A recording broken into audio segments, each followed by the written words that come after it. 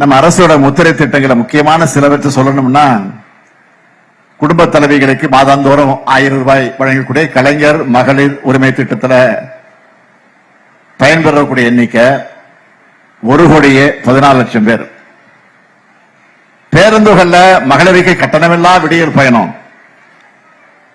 அரசு பள்ளியில் படிச்ச உயர்கல்வியில சேரக்கூடிய மாணவர்களுக்கு மாதந்தோறும் 1000 ரூபாய் வழங்கக்கூடிய புதுமை பெண் மற்றும் தமிழ் புதல்வன். வேலைக்கு போகக்கூடிய மகளிருக்கு தோழி விடுதிகள். மூத்த குடிமக்கள் மற்றும் மாற்றுத்திறனாளிகளுடைய வீட்டுக்கே போய் நேர்ல ரேஷன் தரக்கூடிய தாய் மாணவர் திட்டம். ஏழை எளிய நடுத்தர மக்கள் இருக்கக்கூடிய இடத்துக்கே போய் பயனளிக்கிற உங்களுடன் ஸ்டாலின், நலங்காக்கும் ஸ்டாலின். இது எல்லாத்துக்கும் ஹைலைட்டா நாட்டிலேயே எக்கனாமிக்ல டபுள் டிஜிட் வளர்ச்சி அடைஞ்சிருக்கிறோம்.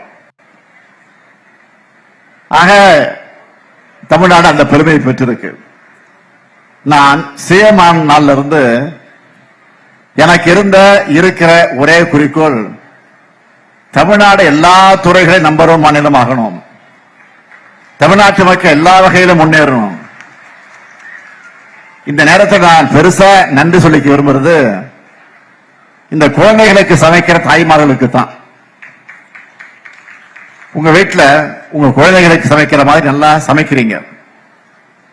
மகளிர் சுய உதவி குழு கல்வி சகோதரிகளுக்கு நான் மனமார்ந்த நன்றியை சொல்றேன். உங்க பணியை சிறப்பா தொடரணும். மாணவர்களுக்கு நான் சொல்றது ஒன்னே ஒண்ணுதான், நல்லா சாப்பிடுங்க, நல்லா படிங்க, நல்லா விளையாடுங்க, உங்கள் வாழ்க்கை நல்லா இருக்கும்.